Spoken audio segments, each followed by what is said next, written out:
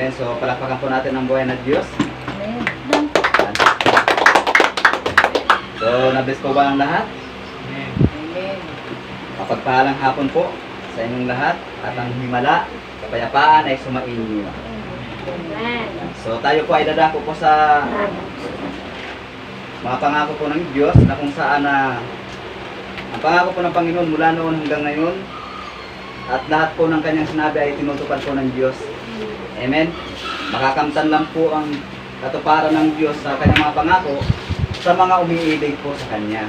Amen. So, samahan niyo po ako sa pagbabasa po sa unang Korinto, chapter 10.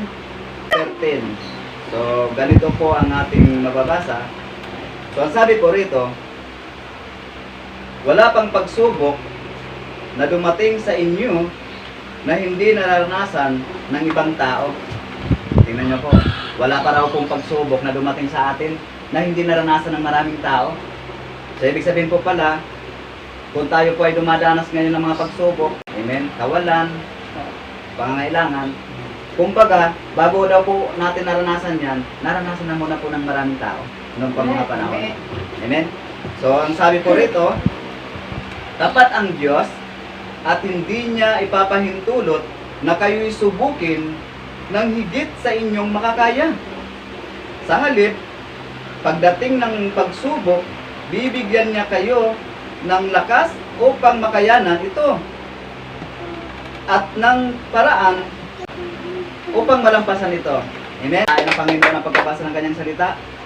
Noon pa lang ng mga panahon na yon, amen, bago po tayo dumanas ng mga pagsubok, naranasan na po ng ating mga kanununuan. Amen? So, ang sabi dito ni Apostol Pablo sa Corinto Church, nasabi niya, wala pang mga pagsubok na dumating sa inyo na hindi naranasan ng marami, kundi naranasan ng marami bago pa dumating ang mga pagsubok sa buhay natin.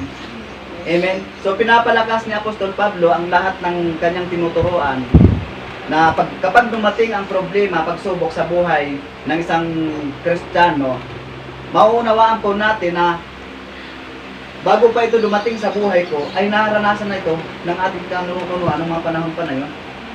Amen. Na wala daw pagsubok na naranasan natin na hindi na naranasan ng iba. Ibig sabihin, kapag naranasan ng isang tao ang pagsubok ngayon na naranasan po natin ngayon, naranasan na ng marami, bibigyan daw po niya ng lakas pagdating ng mga pagsubok sa buhay natin. Ang dami na po nating naranasan. Di ba? Naranasan na po natin na maaksidente. Amen. Naranasan na po natin na manghina dahil sa kawalan, sa mga bayarin na hindi natatapos-tapos. Amen po. Pero habang dumarating sa buhay natin yun, may lakas pa rin po tayo. Amen. Habang pala tayo sinusubok, amen, andun po yung lakas na nagpapatuloy po tayo na lumalaban at naghahangad na magpatagumpayan natin ang bagay na yun. Amen. Amen. Lalo na sa panahon po natin bilang Kristiyano na umaasa po tayo na anuman ang dumating sa buhay natin, hindi po tayo hayaan ng Diyos. Yan po ang pag-asa po natin. Amen. So, ibig sabihin, pagdating po ng mga pagsubok na yon, bibigyan po tayo ng lakas ng Diyos. Kapag dumanas ako ng ganun, binabasa ko ulit yung Awit 73, verse 26. Kapag nababasa ko po yun, ang sabi po roon, puso po kaluluwa, kung nanghihina man, ang Diyos ang lakas, ang tangi kong kailangan. Amen. So, ibig sabihin po, dumating man ang mga pagsubok sa buhay natin, amen, lagi-lagi ko nga ito sinasabi na may pagsubok ka, may problema ka, nagbabasa ka pa rin ng Biblia. Amen. Amen. Yan po yung sinasabi ko lagi. May pagsubok ka, nananalangin ka pa rin, nagtitiwala ka pa rin sa Diyos. Amen. May pagsubok ka, sumasamba ka pa rin. Amen. Yun po yung sinasabi dito na pagdating ng pagsubok sa buhay natin, bibigyan ka ng Diyos ng lakas. May lakas ka pa rin para sumamba. Amen. Amen. May lakas ka pa rin para lumaban sa hamon ng buhay. Amen. Kasi ang hamon ng buhay, grabe kahirapan. Kapag hindi mo sinama ang Diyos sa buhay natin, hindi natin mapagtatagumpayan ang lahat ng bagay na dumating sa buhay natin. Amen. So kailangan po sa buhay natin, isipin po natin sa panahon ni Apostol Pablo, sa kanyang pangangaral, amen, na lahat na dumating sa buhay natin mga pagsubok, naranasan na po ng maraming Kristiyano noong pang-araw . Amen. Kaya ano po ang panghihina ng ating buhay sa ngayon bilang Kristiyano?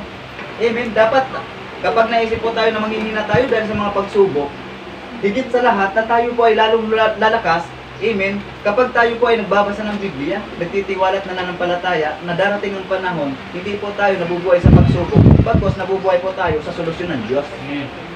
Amen. Kasi po ang Diyos mapagmahal eh. Amen. Siya po ay mapagkalinga. At ang sabi rito, hindi daw tayo bibigyan ng pagsubok, amen, na higit pa sa ating kakayanan. Ibig sabihin po pala, dumating ang pagsubok, kayang-kaya po natin dahil kasama po natin ang Diyos. Amen. Ganun po dapat ang Kristiyano. Habang may pagsubok ka, halimbawa masakit ang paa mo, parang hindi ka makalakad, papuntang church, araw pa naman ng linggo. Pero sa tingin mo ay kaya mo, ihakbang. Pagsubok po yan eh. Kung kaya lang naman ihakbang, ihakbang na papunta sa church. Bakit? Kasi pagpunta mo sa church, kapangyarihan na kaya mong pagaling ng iyong nararamdaman. Amen? Pagsubok po yan eh. Araw ng linggo, sasakit ang tiyan mo. Amen? At marami pang ibang sasakit. Hindi ka makapagsampa. Pagsubok po sa buhay natin yan. Amen? Pero sa ating mga Kristiyano, dahil tayo po ay mapagmahal sa Diyos, hanggat kaya ng tuhod natin, ang paa natin, kaya ihakbang. Amen? Ihahakbang natin yan patungo sa Diyos na nagbibigay ng kagalingan ng sakit karamdaman. Nagpapapala. Amen? Nagkumakalinga. Amen? At nag-aaliw sa mga nalulungkot. Amen? Amen? Bakit? Dahil lahat ng nararanasan mo, naranasan na ng maraming tao. Yan, nagtagumpay po sila eh. Pinagtagumpay po ng Diyos. Amen? Lahat po ng tao ay may mga pagsubok. Kasama po sa buhay natin yan. Lahat po ng tao. May problema, may pagsubok. May kanya-kanya po tayong pagsubok. May kanya-kanya po tayong hinaharap. Amen? At sa ating mga pagsubok, sa ating kanya-kanyang mga nararanasan sa buhay, kapag tayo po ay nagtitiwala sa Diyos, naroon ang tulong ng Diyos. Amen? Bilang Kristiyano sa buhay natin ito, sabi ang pangako po ng Panginoon, sa araw na dumating ang pagsubok sa buhay ng bawat Kristiyano, ando po ang tugon ng Diyos na bibigyan ka ng lakas at paraan upang mapagtagumpayan mo ang pagsubok na yan. Ang sabi po ng Santiago, chapter 1, verse 12, pinagpala, lagi-lagi ko sinasabi yan, pinagpala ang mga dumaranas ng mga pagsubok. Amen? Pagkatapos siyang subukin at nalampasan niya ito, ay mayroon po siyang gantimpala na buhay na walang hanggan. Ang pagsubok po, parang ano po siya, vitamins, amen, nagpapalakas ang ating katawan, nagpapalakas ang ating resistensya, yung vitamins po, tama po? Amen. Sa spiritual na buhay po natin, tulad nga po sinasabi ko kanina, habang tayo po yung may pagsubok, sumasamba tayo sa Diyos, nananalangin, amen, nagbabasa ng Biblia, at pagkatapos daw po natin malampasan ng pagsubok na yan, ang kaloob po ng Diyos ay buhay na walang hanggan. Amen po? Amen. Pero na po buhay na walang hanggan, ipagkakaloob ng Panginoon. Amen. Para magkarating ang pagpapala sa buhay natin. Amen. Tama po? O di kaya sa negosyo, maraming customer, ipapadala ang Diyos. Mga pagano po yung mga paraan po ng Diyos para makarating po sa atin ang mga pagpapala na gusto niya. Kapag dumating po ang pagsubok sa buhay natin, nandun na po yung tugon ng Diyos, ang lakas at paraan para mapagtagumpayan ang pagsubok na yan. Amen. Huwag po tayong bibitaw kapag po tayo may pagsubok. Amen. Huwag po tayong titigil sa pagsamba habang tayo po dumaranas ng pagsubok. Huwag po tayong titigil sa pagbasa ng Biblia habang po kayo may problema. Huwag pong titigil sa lahat ng oras at panahon dahil sa pagsamba mo sa Panginoon, andun po yung proteksyon ng Diyos. Amen. Andun po yung kanyang pag-aalalay. Amen. Andun po ang kanyang tugon na pagagaanin niya ang iyong bigat.